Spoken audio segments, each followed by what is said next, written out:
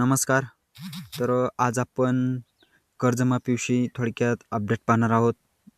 खूप महत्त्वपूर्ण आजचा हा व्हिडिओ आहे. कर्जमाफीच्या संदर्भातील काही नवीन महत्त्वाचे आणि आपणास उपयोगी पडेल अशी माहिती आज आपण पाहणार आहोत. कर्जमाफी कधी होणार, कशी होणार, त्याच्या संदर्भातील GR कधी येणार, कारण एप्रिलच्या पहिल्या आठवड्यामध्ये राज्यस्तरीय जी काही एक समिती गठीत करण्यात आलेली आहे.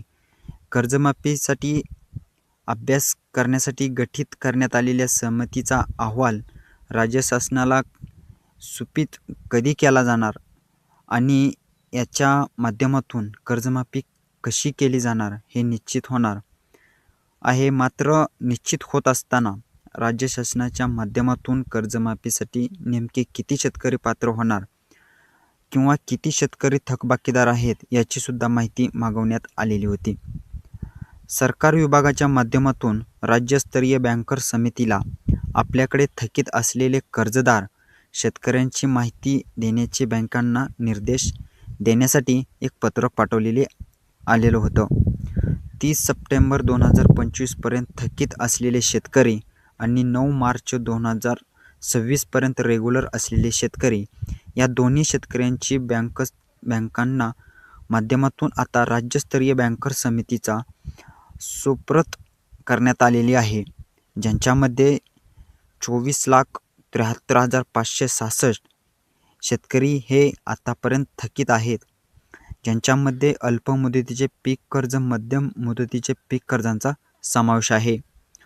यांच्यामध्ये जिल्हा मध्यवर्ती बँक असतील, यांच्यामध्ये वाणिज्य बँक असतील, राष्ट्रीयकृत बँक असतील, या सर्व बँकांची जी आकडेवारी आहे ते राज्यस्तरीय बँकर्स समितीला देण्यात आलेली आहे. याच्यामध्ये 24,73,566 शेतकऱ्यांकडे 35,477 कोटी कर्जाचे थकीत आहेत.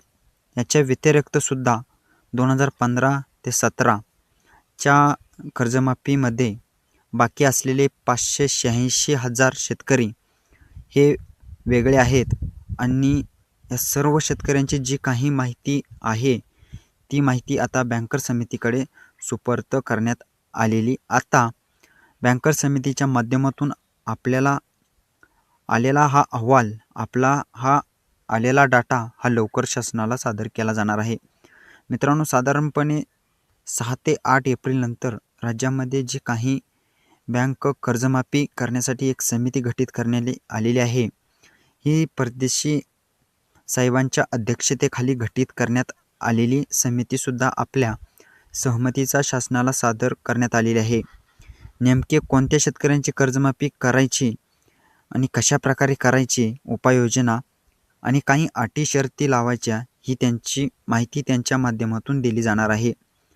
एकंदरीत ही देण्यात आलेली आकडेवारी आणि समितीचा आलेला अहवाल यांच्या आधारेच आता पुढील कर्जमाफी केली जाणार आहे.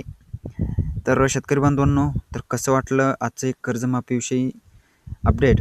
असेच अपडेट पाहण्यासाठी आपल्या चॅनेलला नक्की सबस्क्राईब करा. चला भेटूया अशाच नवीन व्हिडिओसह. धन्यवाद.